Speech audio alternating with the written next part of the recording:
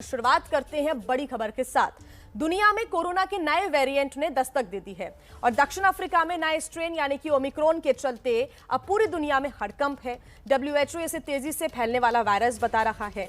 भारत में भी इसको लेकर प्रधानमंत्री एक्शन में है। 10:30 बजे यानी कि कुछ ही देर बाद पीएम मोदी ने कोरोना के हालात और वैक्सीनेशन के मुद्दे पर बड़ी बैठक बुलाई है। इस बैठक में कैबिनेट सेक्रेटरी राजीव गौबा, तो वहीं नीति आयोग के सदस्य वीके पॉल, पीएम के प्रधान सचिव पीके मिश्रा भी मौजूद रहेंगे। तो पीएम मोदी करेंगे अहम बैठक कुछ ही देर बाद यानी कि 10:30 बजे ये बैठक शुरू हो जाएगी कोरोना पर और वैक्सीनेशन के हालातों पर, यानी कि वैक्सीनेशन का आंकड़ा कितनी तेजी से बढ़ रहा है और साथ ही कहां पर क्या क्या कदम उठाए जाने हैं। ऐसे में ये बैठक बेहद महत्वपूर्ण हो जाती है। तो आइए, हमारे सहयोगी हमारे साथ जुड़ गए हैं। प्रफुल्ल हमारे साथ जुड़े हुए हैं। प्रफुल्ल, बहुत जरूरी हो जाता है बैठक करना कोरोना के हालात और वैक्सीनेशन को लेकर। कुछ ही देर बाद बैठक शुरू हो जाएगी, लेकिन क्या बताया जा रहा है, क्या इस बैठक में ओमिक्रॉन को लेकर भी चर्चा हो सकती है?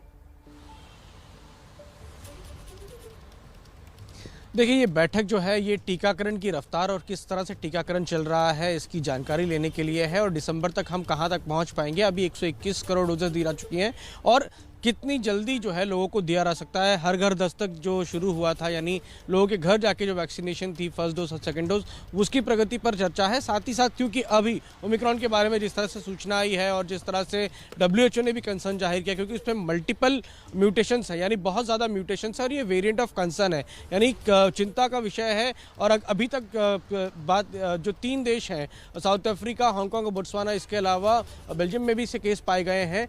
तो ऐसे में चिंता का विषय है। इस पर भी चर्चा हो सकती है कि इसको रोकने के लिए क्या कुछ कर रहे हैं। अपनी तरफ से स्वास्थ्य मंत्रालय ने सभी राज्यों को सूचित किया है कि वेरिएंट ऑफ कंसर्न है ये ओमिक्रॉन, और आपके यहाँ पे जो भी यात्री कहीं इन देशों से आते हैं तो गहन चेकिंग की जाए, जीनोम सीक्वेंसिंग को बढ़ाया जाए। तो इसकी जानकारी भी प्रधानमंत्री को दी जाएगी, क्योंकि स्वास्थ्य सचिव भी मौजूद रहेंगे उस बैठक में।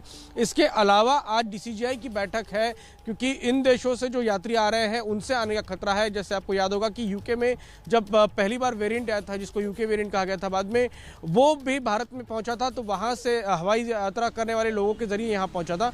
तो उसको लेकर क्या कदम उठा रहे हैं, तमाम चीज़ों की जानकारी प्रधानमंत्री को दी जाएगी। तो न सिर्फ वैक्सीनेशन की रफ्तार और वैक्सीनेशन किस तरह से प्रगति कर रहा है और कहाँ तक हम पहुँच पाएंगे, उसके अलावा जो ओमिक्रॉन को लेकर अभी तारा स्थिति है उसके बारे में भी प्रधानमंत्री को अवगत कराया जाएगा। और इस बैठक में खास बात यह है कि अब तक जो वैक्सीनेशन हुआ है उसके अलावा जो ट्रैकिंग है कि किस तरह से वैक्सीनेशन जो हो रहा है उससे कितना असर हुआ, ये तमाम चीज़ों की जानकारी भी दी जाएगी कि वैक्सीनेशन से कितना फ़ायदा हो रहा है लोगों को।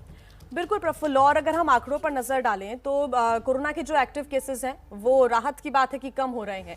ओमिक्रॉन की बात करें तो क्या कदम भारत उठाता है, इस पर भी नजर रहेगी। लेकिन क्या कोई नए दिशा निर्देश आज दिए जा सकते हैं, नियमों में कुछ बदलाव हो सकते हैं, थोड़ी और राहत क्या दी जा सकती है इस बैठक के बाद? देखिए, दुनिया के बाकी देशों को अगर देखें तो ओमिक्रॉन के केसेस आने के बाद कुछ देशों ने जो साउथ अफ्रीका और इन जहाँ केसेस आए हैं वहाँ से उड़ानें रद्द की है। आज DCGI की बैठक है, तो ये उम्मीद की जा सकती है कि ऐसा किया जा सकता है। हालांकि अभी तक जो उन देशों से फ्लाइट्स आ रही हैं तो वहाँ पर डबल चेक किया जा रहा है, यानी आपको फ्लाइट पर बैठने से पहले नेगेटिव RT-PCR रिपोर्ट देने के बाद भी आपको यहाँ जब भारत में आप उतरते हैं तो आपको RT-PCR टेस्ट कराना होगा। वो नेगेटिव आएगा तो ही आपको आगे जाने दिया जाएगा और उसके बाद भी आपको क्वारंटीन रहने की हिदायत जो है दी है। उसके आगे के कदम क्या हो सकते हैं वो आज DCGI की बैठक में तय हो जाएगा। इसके अलावा केंद्र सरकार लगातार जो है वो इस पूरी नज़र बनाए हुए हैं और WHO ने भी इसको ओमिक्रॉन नाम दिया है, क्योंकि मल्टीपल ये है।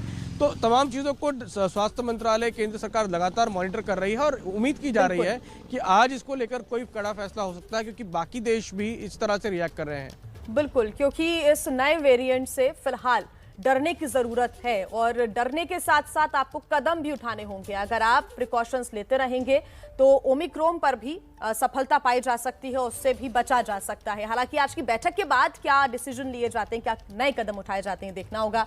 तो देखिए, डेल्टा के बाद अब दुनिया पर ओमिक्रॉन का खतरा बढ़ रहा है। ओमिक्रॉन दक्षिण अफ्रीका से फैला कोरोना का नया वेरिएंट है।